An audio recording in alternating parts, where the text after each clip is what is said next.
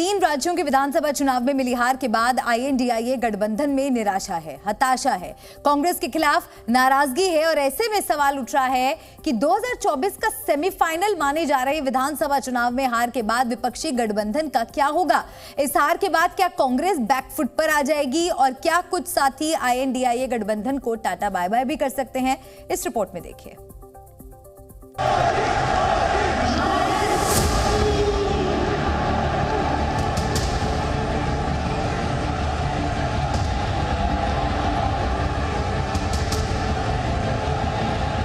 चुनाव नतीजे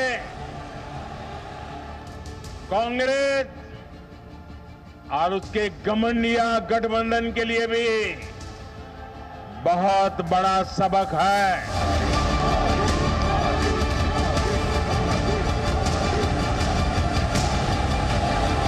अब परिणाम आ गया, अहंकार भी खत्म हो गया। हमारे पत्रकार साथी परिणाम नहीं अहंकार खत्म किया है। प्रधानमंत्री नरेंद्र मोदी ने विपक्षी गठबंधन को घमंडिया गठबंधन कहा और गठबंधन के साथ ही समाजवादी पार्टी के अध्यक्ष अखिलेश यादव भी हार की वजह कांग्रेस के घमंड को ही बता रहे हैं। विधानसभा चुनाव के दौरान गठबंधन को हाशिए पर रखने का आरोप कांग्रेस पर पहले ही लग रहा था और बीजेपी की प्रचंड जीत के बाद अब कांग्रेस के खिलाफ गठबंधन में आवाजें और ज्यादा तेज हो रही हैं। ऐसे में आशंका जाहिर की जा रही है कि कई राज्यों में विपक्षी गठबंधन की एकता में गांठ पड़ सकती है।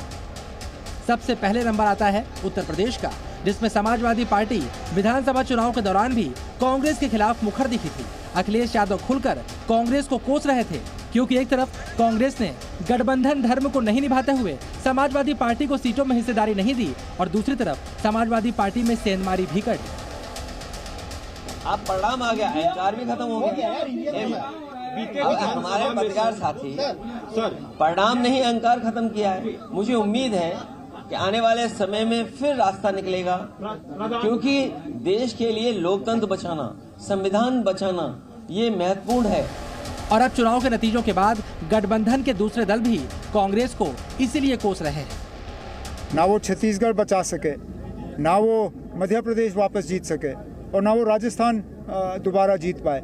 मध्य प्रदेश में देखिए ना, अब शायद थोड़ी देर के लिए कमलनाथ जी चीफ मिनिस्टर रहे, लेकिन उसको छोड़ के अब 20 साल तो हो गए, ये 5वां टर्म शायद शुरू होने जा रहा है। सर ये कोई मामूली बात नहीं है।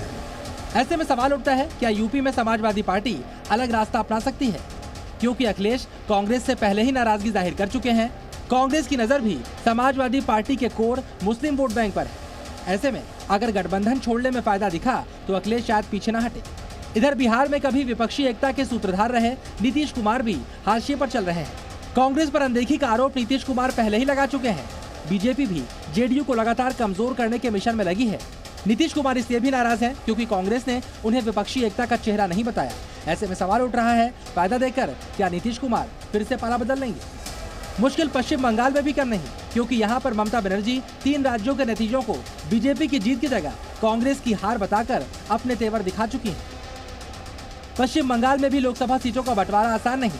कांग्रेस, लेफ्ट और तृणमूल के साथ आने से बीजेपी को फायदे की पूरी संभावना है। ऐसे में कांग्रेस और लेफ्ट ने अगर ममता बनर्जी की शर्त नहीं मानी तो वो अलग रास्ता अपना सकती है। इधर पंजाब और दिल्ली में आम आदमी पार्टी के साथ भी कांग्रेस का सीटों का बंटवारा आसान नहीं है।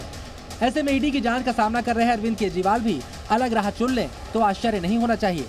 गठबंधन के कई दल इस वक्त कांग्रेस के रुख से निराश नजर आ रहे हैं। 6 तारीख को शायद कांग्रेस के सदर ने कुछ इंडिया अलायंस के लीडरों को खाने पे बुलाया है। चलिए 3 महीने के बाद उनको दोबारा इंडिया अलायंस याद आया। अब देखते हैं उस पर क्या बात होती है।